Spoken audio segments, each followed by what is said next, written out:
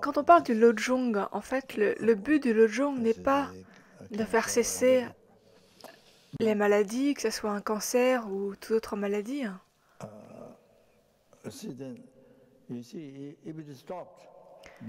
Car même si la maladie cesse, en fait, ce qui se passe, c'est que si la maladie cesse, alors, dans ce cas-là, on n'a plus l'opportunité de pratiquer le Lojong.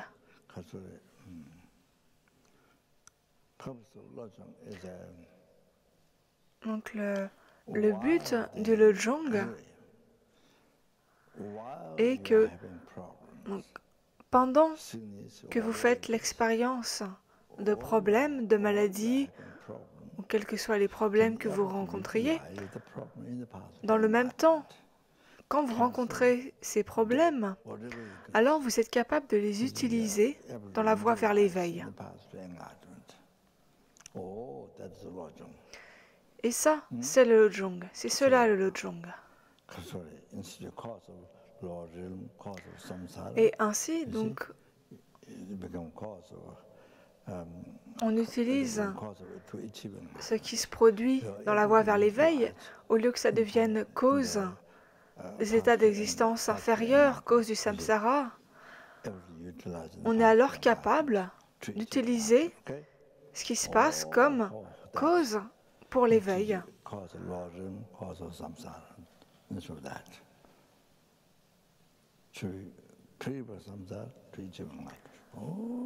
Donc, au lieu d'atteindre le samsara, vous êtes capable d'utiliser ce qui se présente comme cause d'éveil.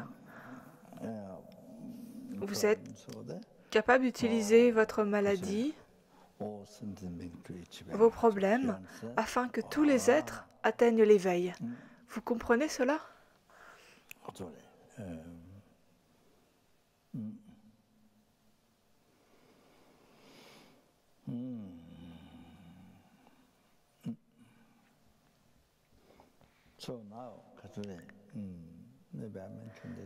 Donc je vais peut-être maintenant mentionner ceci. I mentioned the other day. Donc l'autre jour, j'ai mentionné The other day I mentioned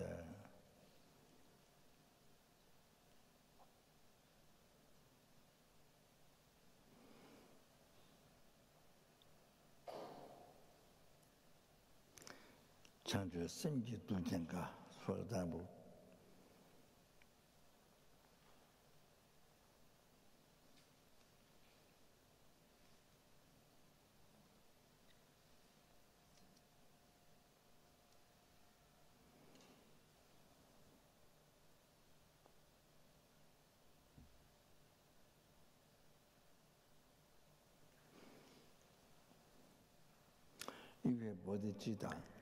donc ce verset qui dit « Si vous possédez bodhicitta », et il ne s'agit ici pas simplement d'avoir la réalisation de bodhicitta, mais même il s'agit d'une bodhicitta générée par l'effort.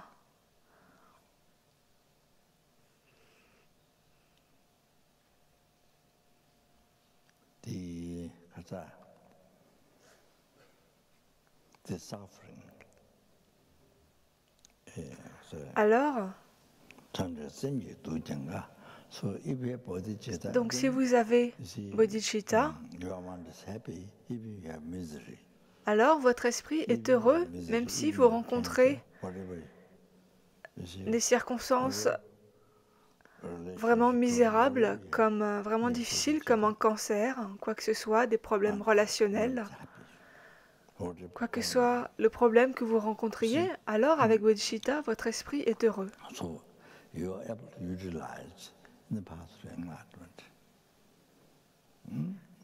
Et ainsi, donc, vous êtes capable donc d'utiliser les circonstances que vous rencontrez dans la voie vers l'éveil.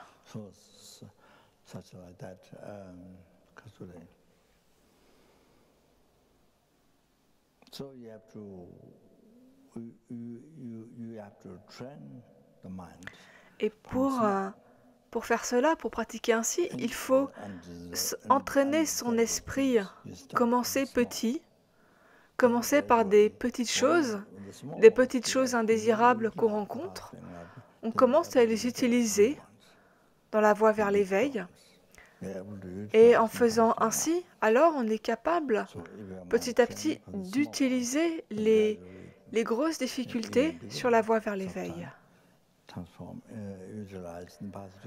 Donc si on entraîne notre esprit comme ça, en commençant par des petites choses, alors même on pourra utiliser, amener sur la voie vers l'éveil même les grandes choses, les gros événements importants.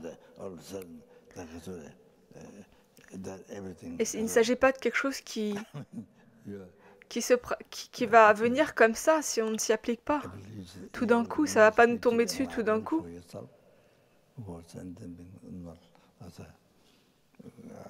C'est pas que tout d'un coup, on va être capable d'utiliser tout ce qu'on rencontre dans la voie vers l'éveil pour nous-mêmes et pour les autres êtres. Ce n'est pas comme ça que ça se produit. Faire comme ça serait vraiment très difficile. Donc la façon de faire est de s'entraîner en commençant par des petites choses, par des petits problèmes.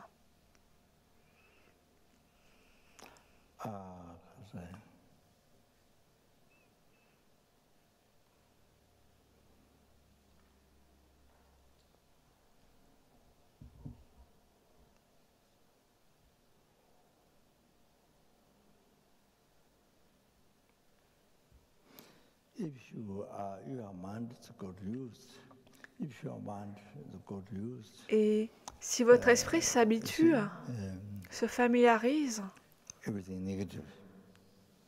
avec les choses négatives qui se produisent, quoi qu'il se produise, quoi que ce soit qu'il se produise, par exemple, s'il s'agit de nourriture, donc, par exemple, comment dire,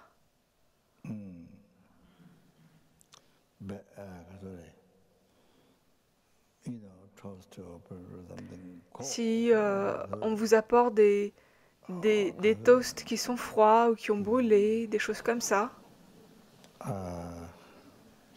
y a beaucoup de choses comme ça qui se produisent.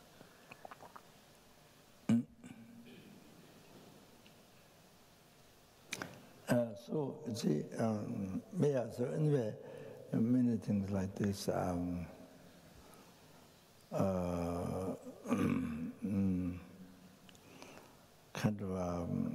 Donc on rencontre différents exemples comme ça qu'on peut utiliser. Donc, par exemple, s'il y a des puces, on passe la nuit dans un hôtel 5 étoiles ou 6 étoiles. Mais il y a des puces qui nous mordent pendant la nuit. Et vous vous dites « Ah, mais je ne peux pas dormir, il y a des puces partout. » Et le lendemain, vous dites cela à 100 personnes. Toutes les personnes que vous rencontrez, vous leur criez dessus. Vous dites « Mais c'était... Je vais chercher un autre hôtel. C'est pas possible. Il y a des puces dans mon lit. C'est vraiment pas possible. » Donc, comme ça, je vous donne juste un exemple, comme ça, j'exagère en fait, j'amplifie ce problème en quelque chose qui devient énorme pour vous-même.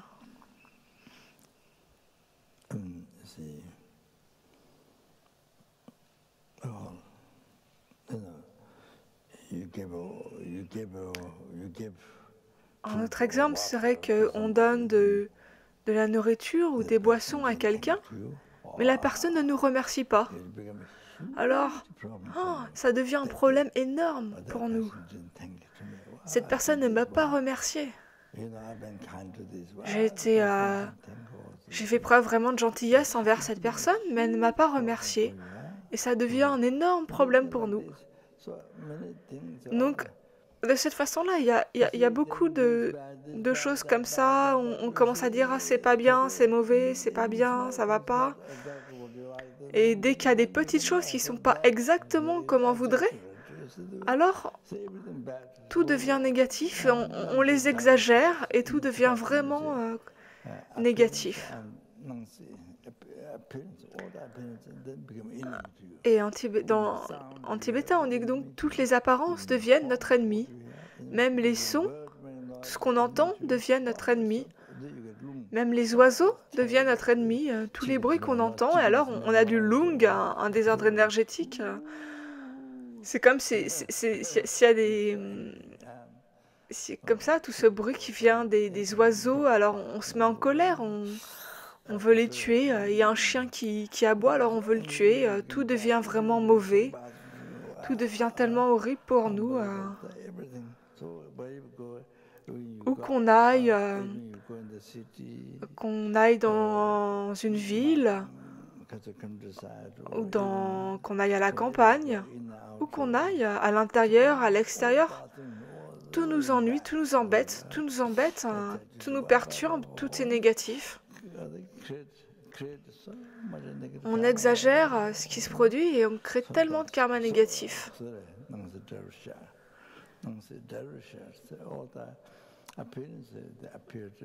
Donc en tibétain, on dit que toutes les apparences prennent l'aspect d'ennemi. Et tout ça, ça vient de notre esprit. Toutes les apparences deviennent des ennemis. Et ça vient de notre esprit.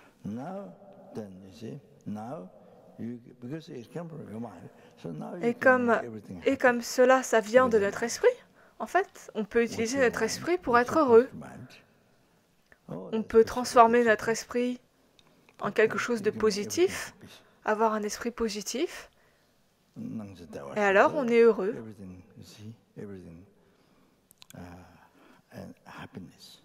Tout devient cause de bonheur. Et tout devient cause d'éveil.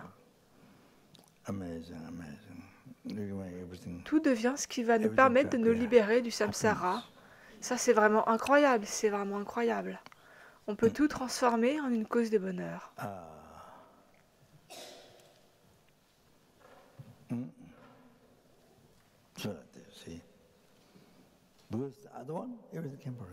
Parce qu'avec l'autre façon de penser, comme tout vient de notre esprit, donc notre esprit, dans la première façon de penser, transforme tout en négatif.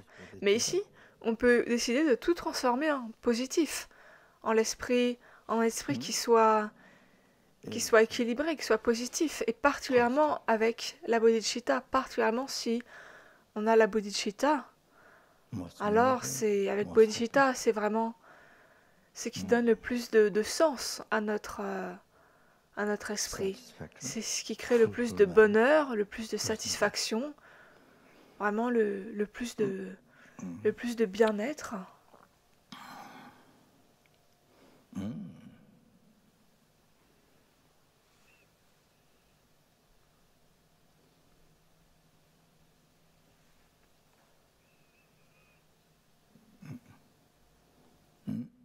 Ici.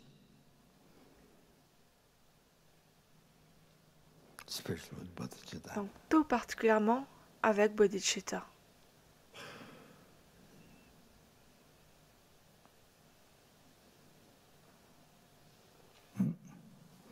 Oh, donc vous voyez, avec bodhicitta, il n'y a pas d'ennemi. Avec bodhicitta, il n'y a pas d'ennemi. Pour vous, il n'y a pas d'ennemi. Quelle que soit la façon dont les gens se comportent envers vous, quelle que soit la façon dont ils vous regardent, quelle que soit la façon dont ils vous parlent, quel que soit ce qu'ils pensent de vous, de votre côté, il n'y a pas d'ennemi. De votre côté, il n'y a pas d'ennemi. Tout le monde est un ami. Tout le monde est un ami, l'ami de votre cœur, l'ami que vous gardez dans votre cœur.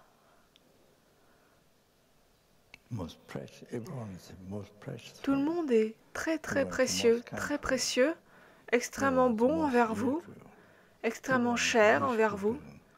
Tout le monde devient une personne qui exauce tous vos souhaits jusqu'à l'éveil. C'est comme ça.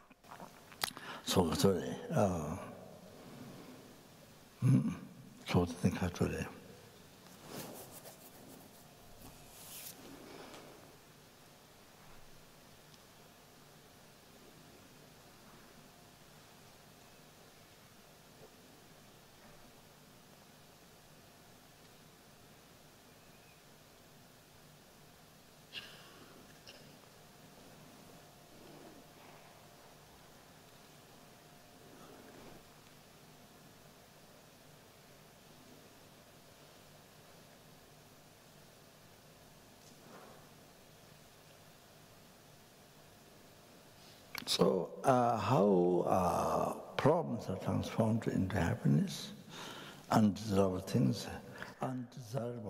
Donc il s'agit de la façon dont les problèmes se transforment en bonheur.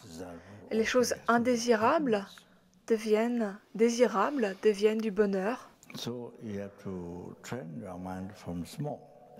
Et pour procéder ainsi, donc, comme je viens de vous le dire, il faut entraîner son esprit en commençant par des petites choses. Il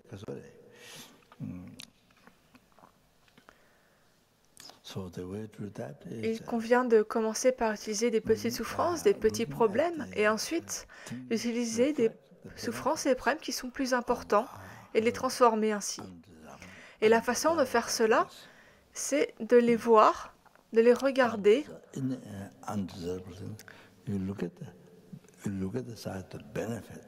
De voir ces choses qui apparaissent négatives, de voir leur aspect positif, de réfléchir à leur aspect positif, de voir les bienfaits de ces choses-là. Et en pensant donc de cette façon-là, alors maintenant même, à cet instant même,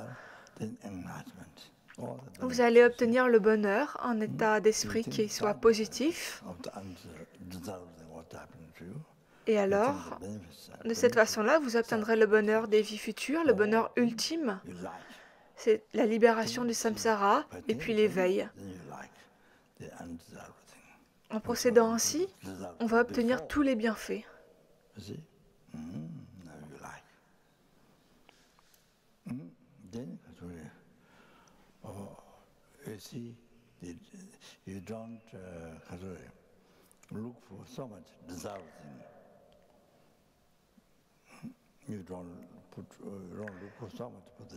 Et ensuite, ce qui va se passer, c'est qu'on ne va pas tant rechercher les choses désirables. Si elles se produisent, alors c'est bien.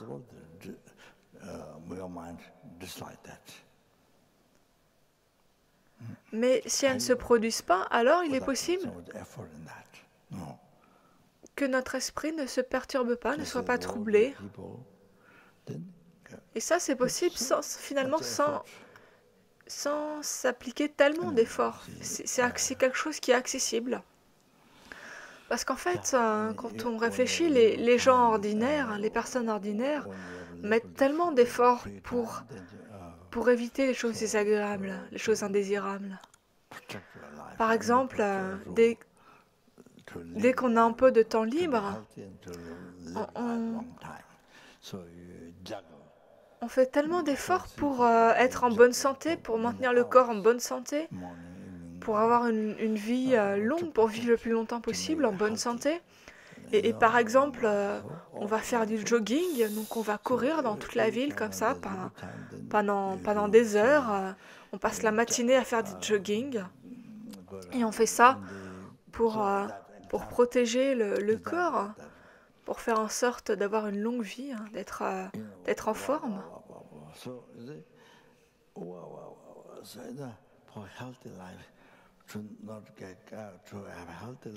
Et on fait ça donc pour être en bonne santé, pour avoir une longue vie. Et on met tellement d'efforts pour cela, on dépense tellement d'argent pour ça.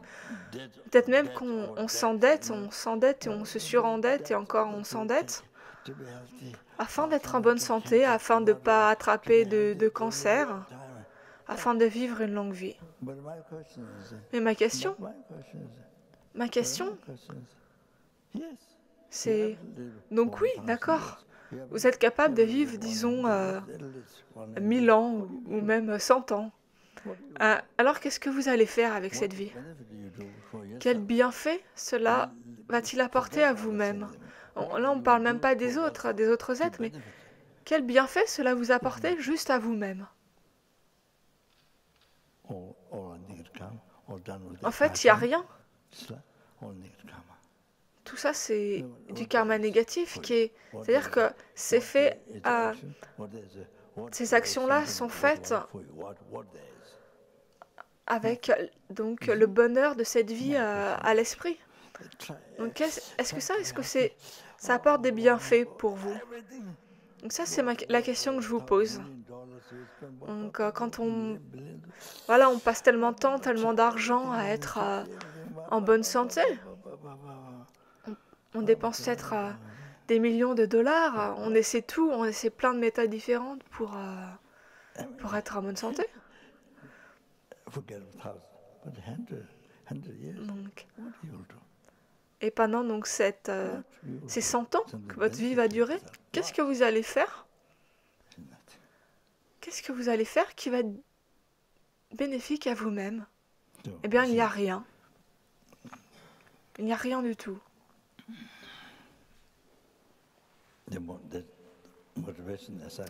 Et ça, c'est parce que donc, la motivation, dans cet exemple-là, c'est juste cette vie, c'est l'attachement à cette vie. Il n'y a rien d'autre comme motivation. Si vous n'avez pas le bon cœur, et ça, c'est même sans parler, sans croire à la réincarnation ou au karma, on peut avoir un bon cœur, développer un bon cœur, aider les autres, sans penser à la réincarnation ou au karma. Et il y a beaucoup de personnes qui ont un bon cœur, mais qui ne croient pas en le karma et la réincarnation. Mais néanmoins, elles aident les autres. Mais si vous vivez 100 ans, vous êtes en bonne santé pendant 100 ans, mais qu'est-ce que vous faites en fait? Il n'y a rien comme bienfait. Même là, sans parler des autres personnes, juste pour vous-même. Quel bienfait cela va avoir pour vous-même? Il n'y a rien en fait. Toutes ces actions sont en fait uniquement la cause du samsara. Quoi que vous fassiez, que ce soit marcher, manger, dormir, travailler, tout ça, vous l'avez fait avec une motivation d'attachement à cette vie, avec la pensée d'auto-chérissement. Et donc, vous n'allez en retirer aucun bienfait pour vous-même. Vous n'avez jamais envisagé vos vies futures. Et vous allez prendre naissance dans un état d'existence inférieur. Il n'y aura que de la souffrance. Il n'y a pas de bonheur ultime qui va naître de cela. Il n'y a pas eu la pratique des 3 entraînements supérieurs, donc il n'y aura pas d'éveil. Il n'y a pas eu de cause pour générer bodhicitta. Et même, comme minimum, si ça vous avait été bénéfique, ça aurait été quelque chose. Mais non, c'est même pas bénéfique pour vous-même. Donc comme ça, quand on fait du jogging pour être en bonne santé, si c'est juste pour cette vie, eh bien, vous n'allez en retirer aucun bienfait. Même pas pour vous-même. Pour vous-même, il n'y aura aucun bienfait. Vous passez tout votre temps libre à essayer de faire en sorte de maintenir cette bonne santé, cette beauté. Mais même... donc ça, c'est ma question. Même si, effectivement, vous êtes en bonne santé, vous vivez centenaire, vous êtes centenaire, à quoi ça vous sert? Eh bien, rien. Si vous ne connaissez pas le Dharma, si vous n'avez pas rencontré le Dharma, si vous n'avez pas appris le Dharma, si vous n'avez pas pratiqué le Dharma, alors c'est vraiment très très très très triste. Très triste.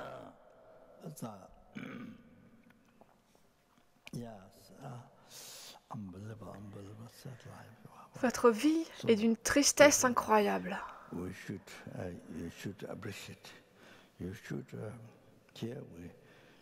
Donc, ici, on devrait vraiment apprécier à quel point on est vraiment fortuné. On devrait apprécier notre bonne fortune d'avoir rencontré les enseignements du Lamrim, la voie graduée vers l'éveil, d'avoir rencontré les enseignements du Mahayana, le grand véhicule. On n'a pas simplement rencontré les enseignements du Bouddha, le Dharma, mais on a rencontré les enseignements du Mahayana. Et on a rencontré l'essence de ces enseignements qui est le Lamrim.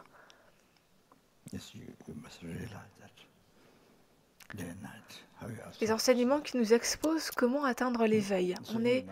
Donc on est vraiment tellement fortunés et ça c'est quelque chose qu'il nous faut réaliser nuit et jour et il nous faut réfléchir à cela, à quel point on est fortuné.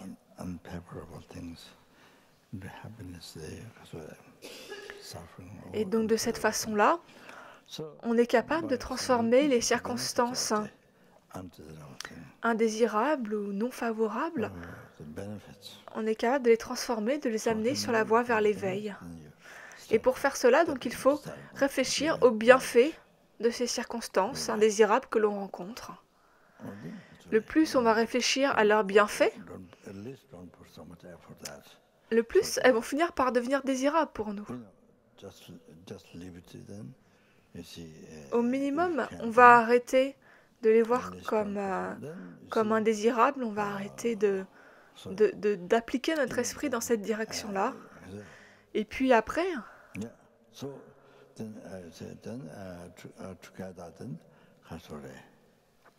ensuite, on va être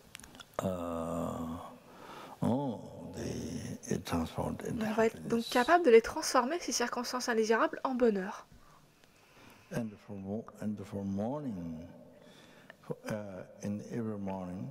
Et puis, en fait, chaque matin,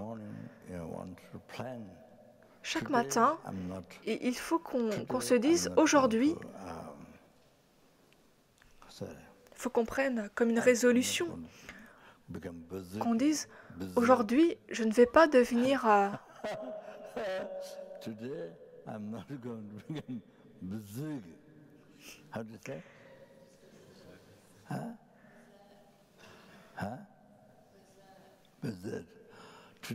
Donc aujourd'hui, je ne vais pas devenir fou furieux. Je ne vais pas péter un câble, on pourrait dire. Aujourd'hui, donc je ne vais pas devenir fou furieux, folle furieuse.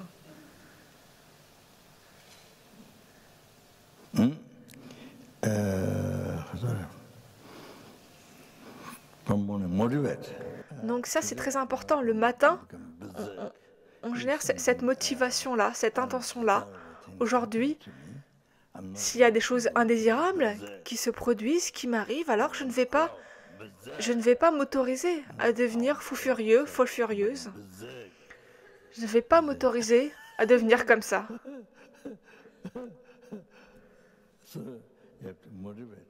Donc ça, il faut nous motiver, nous préparer notre esprit de cette façon-là chaque matin. Et donc si on planifie notre journée de cette façon-là,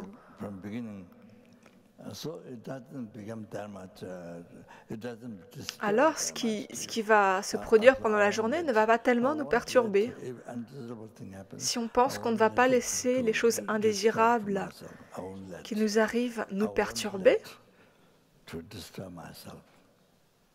je ne vais pas laisser ces choses-là me perturber. On peut penser ainsi. Donc on pense ainsi le matin. Alors même s'il y a des choses donc indésirables qui se produisent pendant la journée, alors elles ne vont pas tellement nous perturber. Et ça, c'est parce qu'on a pris la résolution. On a le matin. Et bien sûr, si on ne prend pas cette résolution, si on ne planifie pas les choses ainsi le matin, alors le plus on a d'attachement, le plus il y a cette pensée d'auto-chérissement, alors le plus on va devenir fou. Mais si le matin, donc on se prépare, on prend cette résolution, et alors quand il y a des choses indésirables qui se produisent, il y a des problèmes, alors ça ne nous perturbe pas trop. On n'est pas trop perturbé, on est moins perturbé. Donc au début, tout au début, quand on s'entraîne, on fait comme ça, il faut faire comme ça. Et alors, petit à petit, à force de faire comme ça quotidiennement, notre esprit donc devient de plus en plus entraîné, de plus en plus fort.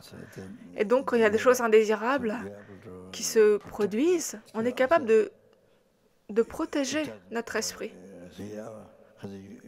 C'est-à-dire qu'on est capable de faire en sorte que la situation ne nous perturbe pas. Il va s'agir simplement de bonheur, quoi qu'il se produise. On n'est pas perturbé, tout est du bonheur.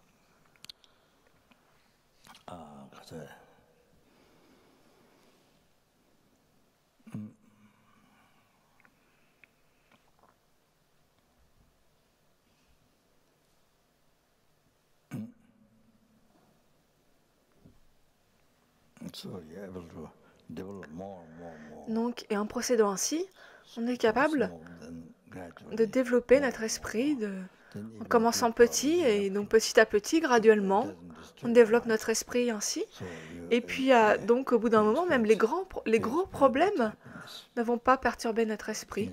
On est capable de faire l'expérience du bonheur, au lieu de ressentir de l'inquiétude, de la peur. On est capable de mettre fin à l'inquiétude, à la peur, on est capable de rester dans le bonheur.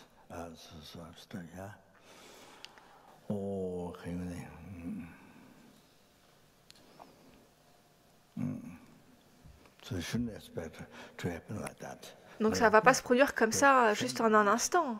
Mais il faut entraîner notre esprit graduellement, en planifiant, en prenant cette résolution le matin, chaque matin.